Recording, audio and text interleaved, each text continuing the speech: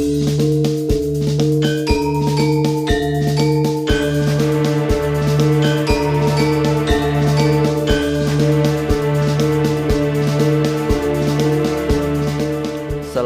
warahmatullahi wabarakatuh. Sahabat sejarah, sahabat Nusantara, kali ini kita akan belajar mengkritisi tentang Hari Kebangkitan Nasional. Sahabat-sahabat sekalian, kita semua tahu bahwa Hari Kebangkitan Nasional diperingati bangsa Indonesia setiap tanggal 20 Mei. Dan itu didasarkan pada hari didirikannya Budi Utomo yang didirikan di Jakarta pada tanggal 20 Mei 1908. Sahabat-sahabat sekalian, yang menjadi pertanyaan kritis dari Hari Kebangkitan Nasional adalah mengapa yang diambil sebagai Hari Kebangkitan Nasional adalah hari lahirnya Budi Utomo. Padahal secara faktual dalam sejarahnya Budi Utomo adalah organisasi priayi, bukan organisasi masyarakat.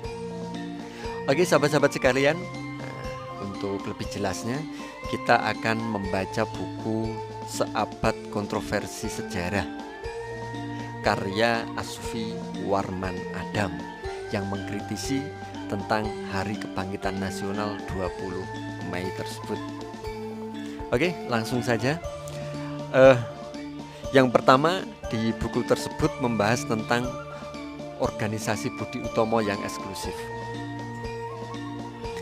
Penulis sejarah pada masa revolusi, A.K. Pringgodikdo, dalam buku Sejarah Pergerakan Rakyat Indonesia yang terbit tahun 1949 mengatakan bahwa walaupun Budi Utomo perkumpulan buat seluruh Jawa dan oleh karena itu bermula mempergunakan bahasa Indonesia sebagai bahasa perantaraan, tetapi sudut sosial kultur Budi Utomo hanya memuaskan untuk penduduk Jawa Tengah.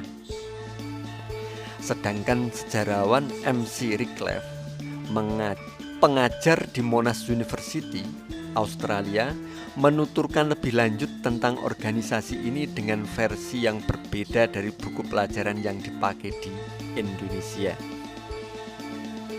Menurutnya, Dr. Wahidin Sudirohusodo yang lahir tahun 1857 dan meninggal 1917 adalah perintis organisasi yang pertama itu. Sebagai seorang lulusan sekolah dokter Jawa di Weltevreden atau cikal bakal dari Stovia, ia bekerja sebagai dokter pemerintah di Yogyakarta sampai tahun 1899. Pada tahun 1901, dia menjadi redaktur majalah Retno Dumilah yang dicetak dalam bahasa Jawa dan Melayu untuk pembaca kalangan priayi dan mencerminkan perhatian priayi terhadap masalah-masalah yang berhubungan dengan status mereka. Selain seorang berpendidikan barat, Wahidin adalah seorang pemain musik Jawa klasik atau gamelan dan wayang yang sangat berbakat. Dia memandang bahwa kebudayaan Jawa dilandasi oleh ilham Hindu-Buddha dan rupanya ia juga berpendapat bahwa sebagian penyebab kemerosotan masyarakat Jawa adalah kedatangan agama Islam dan berusaha memperbaiki masyarakat Jawa melalui pendidikan Belanda. Budi Utomo pada dasarnya tetap merupakan suatu organisasi priayi Jawa. Organisasi ini secara resmi menetapkan bahwa bidang perhatiannya meliputi penduduk Jawa dan Madura. Dengan demikian mencerminkan kesatuan administrasi kedua pulau itu dan mencakup masyarakat Sunda dan Madura yang berkebudayaannya mempunyai kaitan erat dengan Jawa. Bukan bahasa Jawa, melainkan bahasa Melayu yang dipilih sebagai bahasa resmi Budi Utomo. Namun demikian, kalangan priayi Jawa dan dalam jumlah yang kecil, Sunda menjadi kelompok inti pendukung Budi Utomo Utomo. Rasa keunggulan budaya orang Jawa sering muncul ke permukaan. Bahkan di Bandung ada cabang-cabang tersendiri untuk orang-orang Jawa dan Sunda. Budi Utomo tidak pernah memperoleh dukungan rakyat yang nyata pada kelas bawah, dan jumlah anggotanya hanya paling banyak sekitar 10.000 orang pada akhir tahun 1909. Bandingkan dengan Sarekat Islam yang anggotanya mencapai 500.000 anggota. Organisasi ini pada dasarnya merupakan lembaga yang mengutamakan kebudayaan dan pendidikan, serta jarang memainkan peran politik yang aktif. Boleh dikatakan bahwa Budi Utomo sudah mengalami kemandekan hampir sejak awal permulaannya karena kekurangan dana dan kelangkaan kepemimpinan yang dinamis. Organisasi ini mendesak pemerintah untuk menyediakan lebih banyak pendidikan barat, tetapi desakan itu tidak begitu berarti. Di lain pihak, Gubernur Jenderal Van Hout menyambut baik Budi Utomo sebagai tanda keberhasilan politik etis. Memang itulah yang dikehendakinya, suatu organisasi pribumi yang moderat yang dikendalikan oleh pejabat yang maju. Pada bulan Desember 1909, organisasi tersebut dinyatakan sebagai organisasi yang sah oleh pemerintah Hindia Belanda. Adanya sambutan hangat dari Batavia ini menyebabkan orang yang tidak puas dengan pemerintah mencurigai Budi Utomo. Sepanjang sejarahnya, organisasi ini secara resmi dibubarkan tahun 1935. Sepanjang sejarahnya, sebenarnya Budi Utomo seringkali tampak sebagai partai pemerintah yang seakan-akan resmi. Sementara itu, penulis buku pelajaran sejarah zaman Orde Baru, termasuk Profesor Dr. Suhartono dari UGM, memandang organisasi ini dari sudut pandang sangat positif. Budi Utomo bukan hanya dikenal sebagai salah satu organisasi nasional yang pertama di Indonesia, tetapi juga sebagai salah satu organisasi yang terpanjang usianya sampai dengan proklamasi kemerdekaan Indonesia. Memang Budi Utomo mempunyai arti penting, meskipun kalau dihitung jumlah anggotanya hanya 10.000, sedangkan Sarekat Islam mencapai 360.000. Budi Utomo penyebab berlangsung perubahan-perubahan politik sehingga terjadinya integrasi nasional. Maka wajarlah kalau kelahiran Budi Utomo tanggal 20 Mei disebut sebagai Hari Kebangkitan Nasional. Lahirnya Budi Utomo menampilkan fase pertama dari nasionalisme Indonesia. Fase ini menunjuk pada etnonasionalisme dan proses penyadaran diri terhadap identitas bangsa Jawa atau Indonesia.